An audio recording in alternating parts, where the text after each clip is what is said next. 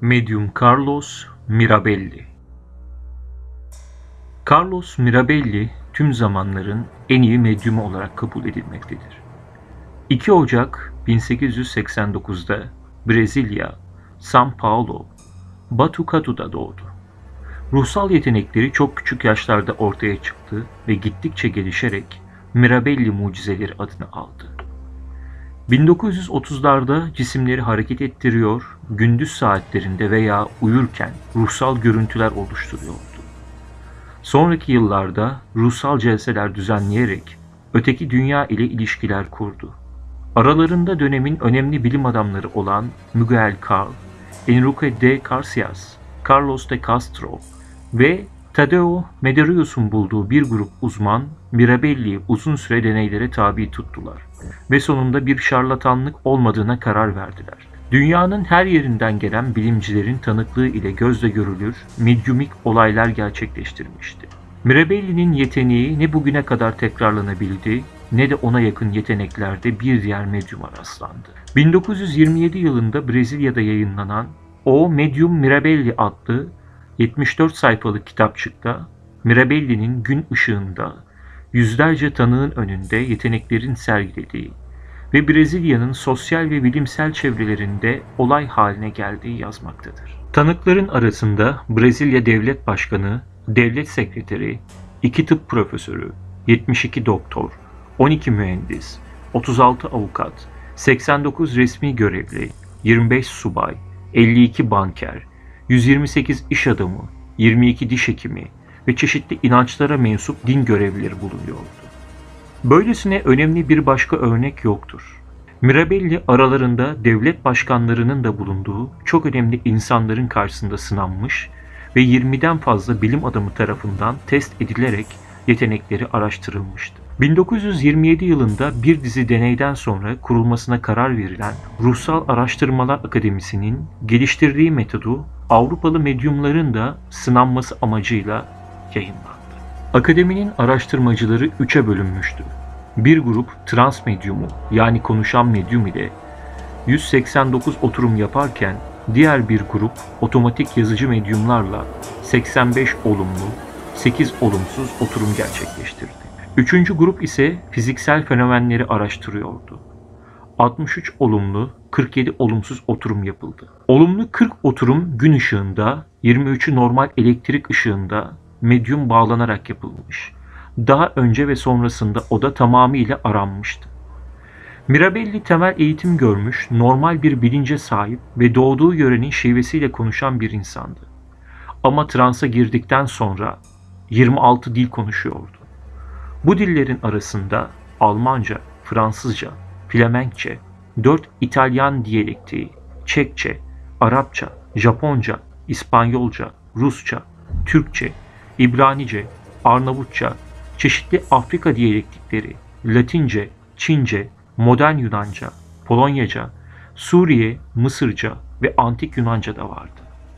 Ayrıca Mirabelli transtayken tıp, hukuk, sosyoloji, politik ekonomi, politika, teoloji, psikoloji, tarih, doğal bilimler, astronomi, felsefe, mantık, müzik, ruhçuluk, okültizm ve edebiyat konularında saygın ve ciddi konuşmalar yapıyordu.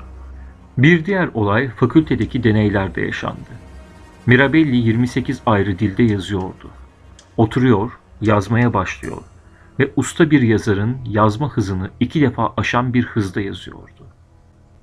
İşte örnekler. 15 dakikada Polkça 5 sayfalık Polonya'nın yeniden doğuşunu yazdı. 20 dakikada Çekçe 9 sayfalık Çekoslovakya'nın bağımsızlığını, 12 dakikada İbranice 4 sayfalık Slender'i, 40 dakikada Persçe 25 sayfalık Büyük İmparatorlukların dengesizliğini, 15 dakikada Latince 4 sayfalık ünlü çevirileri, 12 dakikada Japonca 5 sayfalık Rus-Japon Savaşı'nı, 22 dakikada Surca 15 sayfalık Allah ve Peygamberlerini, 15 dakikada Çince 8 sayfalık Buda için Apolojiyi, 15 dakikada Sur, Mısırca 3 sayfalık Hukukun Kökenlerini, 32 dakikada hieroglif ile 3 sayfalık ama ne olduğu hala deşifre edilemeyen bir Tekst yazdı.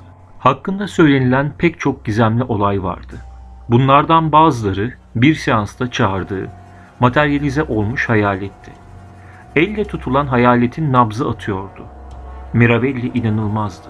Sao Vicente'de bir grup tanığın önünde yapılan bir seansta oturduğu koltuktan 2 metre yükseldi ve o durumda 2 dakika havada durdu. Anlatılan bir diğer olay daha da şaşırtıcıdır. Luz tren istasyonunda arkadaşlarının ve diğer yolcuların gözleri önünde birden kayboldu. 15 dakika sonra 90 kilometre uzaktaki Sao Vicente'den istasyon telefonundan aradı. 2 dakika sonra herkesin gözü önünde tekrar ortaya çıktı. Üniversite laboratuvarında yapılan bir seansta saat sabah 9'da başlamıştı. Deney odasında bulunan gözlemcilerin arasında 10 kişi bilim doktorası unvanına sahipti. Mirabelli transa girer girmez tam önünde küçük bir kız çocuğu belirdi. Odada bulunan doktor Gaimede de Souza şok geçiriyordu. Kız, birkaç ay önce ölen kendi kızıydı ve üzerinde gömülürken giydiği elbise vardı. Gözlemcilerden Albay Octavio Viana kıza dokundu ve nabzını hissettiğini söyledi. Ve küçük kız sorulan sorulara normal sesiyle normal cevaplar veriyordu. Fotoğraflar çekildi ve araştırma raporuna eklendi. Sonra küçük kız solarak veya erir gibi yavaş yavaş ortadan kayboldu. Olay gün ışığında 36 dakika sürmüştü. Deney devam etti. Bu kez deney odasında ortaya çıkan görüntü bir ay önce bir deniz kazasında ölen rahip Jos de Camar Barros'tu. Rahip odadakilerle konuştu. Tamamıyla maddeseldi. Kalbi atıyordu.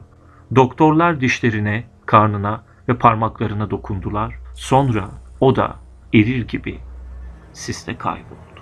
Bilim adamlarının dili tutulmuştu. Yaşadıkları olayın anlamını aramayı bırakmışlar. Hayretle kendileri gibi bir insana benzeyen Mirabelli'nin farkının ne olduğunu merak ediyorlardı. Deneyler devam ettirildi.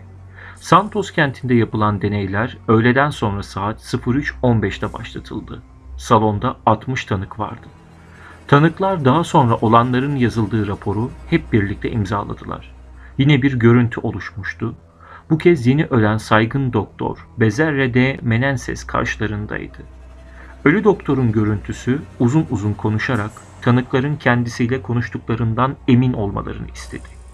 Sesi çok geniş olan salonun her yerine megafonla iletildi ve fotoğraflar çekildi. 15 dakika süreyle 2 doktor o bedeni muayene ettiler ve sonuçta anatomik olarak karşılarında normal bir insanın bulunduğunu açıkladılar.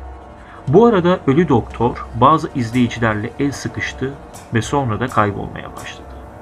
Önce ayakları, sonra sırasıyla bacakları, karnı, kolları ve sonunda da başı yok oldu. Tüm deney sırasında Mirabelli oturduğu koltuğa sıkı sıkı bağlıydı ve kapılar, pencereler özel bir mühür basılarak özenle kapatılmıştı. Çekilen fotoğraflarda ölü doktorla beraber Mirabelli de açıkça görülüyordu. Bir diğer seansta Mirabelli tanıkların gözleri önünde birden kayboldu ve yandaki odada ortaya çıktı. Oysa bağlıydı ve ipler hala çözülmemiş olarak üzerindeydi ve de kapılarda, pencerelerde bulunan mühürler bozulmamıştı. Mirabelli, medyumlar evreninin en olağanüstü örneği olarak daima anımsanacaktır ve sırrını beraberinde hep ilişkide olduğu öte dünyaya götürecektir.